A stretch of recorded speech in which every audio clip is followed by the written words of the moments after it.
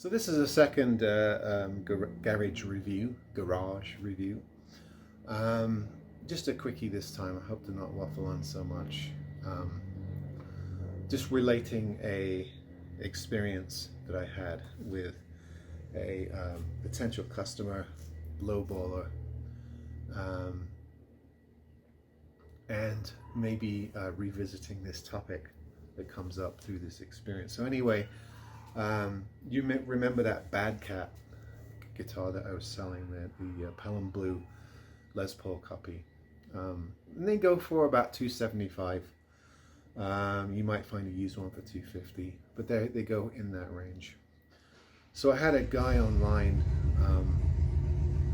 offer me, I think, $60 through Craigslist, and I know some of you are going to immediately say, don't engage, the best response is silence, and you are right. However, I am a teacher, I am an educator. I've been teaching college for 15 years, and when you're met with ignorance or injustice, it's just kind of a habit to respond at least with explanations of truth. I'll explain what I mean. So he made the offer, and of course I did the usual declining with politeness, as always. Got to be professional in all these things.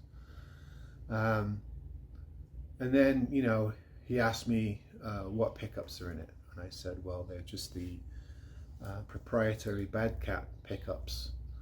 And his response was, never heard of them. And I said, what do you mean, Bandcamp? I said, oh yeah, up and coming company, not a lot of people have heard of them, but some people have. They're kind of making a splash on the scene. They're one of these interesting budget companies. And he goes, well, if they're unheard of, then my offer is the right offer. And I said, no, it's not. These guitars typically sell for this amount. An offer in this range would be appropriate, but something at a third or a quarter of the value of the guitar, being that it's new, just set up, I've added a gig bag, that kind of stuff, is not appropriate. It's not accurate. It's a lowball effort, and good luck to you. You try this thing with a few people. Maybe you've got a person selling a guitar who needs a crack fix, and you get the guitar for $60. But that ain't me. I'm not going to sell something for a quarter of its value. There's no point. I'm not desperate. And we, so the conversation ran, and he says, well, I go to pawn shops, and I got such and such model of guitar for this much, and I got such and such model of guitar for this much. I forget the brands. It's not really important. Therefore, I should be able to get your guitar for this much. And I said, that's kind of a logical fallacy. Those things that's a false correlative. What you buy at a pawn shop is irrelevant to me selling a new guitar online. I've bought guitars at pawn shops. I stopped buying guitars at pawn shops because they're usually thrashed, and in my view, overpriced for the condition, a lot of them. But great, you got a deal. You got a deal on a guitar, you like it, that's fabulous. Well done. It doesn't mean I'm going to sell you this guitar for a quarter of its value, or even a half or 2/3 of its value. Just not doing it. Getting a little bit fed up with this guy at this point. And then he started slating the guitar as Chinese counterfeit junk. And this is a good opportunity to just walk away and block the guy. However, I just sent a correction to him because I think it's important to educate people. No, this company's called Bandcamp. They used to operate under Shengzi Music Company. They used to make guitars for AliExpress. They're a legitimate company.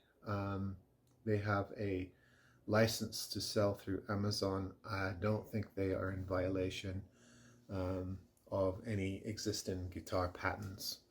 They're a legitimate company. You haven't heard of them, and obviously their origin suggests to you that it's counterfeit junk, but that's just not the case. You can't. Things aren't true because you emotionally project them as true. It doesn't work that way. These are legitimate guitars. There are many, many, many Les Paul style guitars on the market. Some fall afoul of Gibson's cease and desist practices, but most don't, because they're significantly different in shape, materials, and other ephemerals to be, legal. And these are legal styles of that guitar. And by the way, when Gibson and Fender put out their iconic guitars in the earlier part of last century, early to mid part of last century, they copied and borrowed as well. So there's a little bit of false moralism in the attitude from those two companies. Leo Fender was famous, as were the people at Gibson, for borrowing from earlier designs. There's not much in the electric guitar world that is original since the frying pan guitar. So yeah, there's no point being precious about it. I didn't say all this to the guy. I was thinking this at the time. Of course, when it gets mean and the language turns black or foul, that's when you get out and you block the person so that they can't see your stuff or bid on your stuff again. So I told him, look, I don't know why you take this attitude, but I'm not interested in your business. I was never interested in your offer. So basically jog on, if I may use some parlance that I grew up with. And right before I blocked him, I saw a really foul, I won't repeat it here, last message from him, which kind of displayed his real character. Occasionally you do block someone and forget about them and move on. So as I was doing that, I was just thinking, there's so much going on in the world right now. There are so many reasons to be vehement about your particular opinions. There's so many stakes worth fighting for. If you look at current issues, I'm not going to get political on this channel, but I have strong opinions about the recent overturning of Roe v. Wade, on the question of women's reproductive rights. I have strong opinions on, sensible gun control issues and what's going on with all these mass shootings, with election reform, with all manner of issues. I have strong opinions, and I can see people staking their claim on these particular issues and fighting their corner. Even though I think, some people are fighting the wrong corner, you can still appreciate that these are serious and worthy issues to debate. Not guitar brands. There's no point getting nasty, threatening, discriminatory, hateful over where a guitar is made and whether it's made by a company that you're aware of or that you know about or not. So that always kind of baffles me, how people get to that point where they can be so rage-filled about an issue like that. As we've pointed out many times in the past, the person who is lambasting me for selling a Chinese reproduction of a Les Paul probably shops at Walmart, probably shops at Home Depot, probably shops at all these companies and buys online from Amazon that with Chinese made goods. So getting precious about a particular guitar online that someone is selling used and trying to get one over them in terms of price is, to me, it's just idiotic. It's senseless. There's just absolutely no point in getting to that emotional state over something like that. So I don't know why these people get so irate and so abusive about such an issue, or what somebody's charging for a particular product. But every once in a while you run into it, and the point here is just to expose the behavior, and hopefully people who may have done that in the past will just see the pointlessness of it, and stop being abusive to other people. Even if I am overcharging for something, and the guitar is, substandard, there's still no reason for that attitude. I mean, you just move on, right?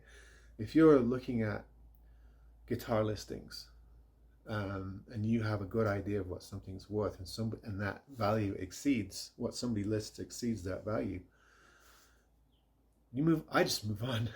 Especially if it's, hundreds of dollars more than what I think it's worth. I don't even bother sending an email and inquiring. There's no point if you're that far apart. So if I'm selling a guitar for $300, this guy wants it for $60. What does he think is going to happen? Oh, okay. Oh, you seem like a nice guy. I'll just sell it to you for $60. I tell you what. How about free? How about I just send it to you? I'll pay the shipping and you can have it. It's really cretinous to have that approach. And I don't understand how people can get to the point where there's such high stakes in something that is just commerce. And there's plenty of things you can move on to. If you want a $60, $80, $100 guitar, there are plenty of them out there. Anyway, this is not a complaint. This is, some people say, why are you complaining? I'm not. This is an issue to do with this business, the channel, the topic of this channel, something a lot of us deal with. And it's an attitude that has become prevalent in modern society that bleeds into something as innocuous as shopping for a guitar. So it's worth talking about. Anyway, I've gone on longer than I intended to, and I apologize for that. But let me know if you've had similar situations, or what you do in that situation, what you think of this whole issue.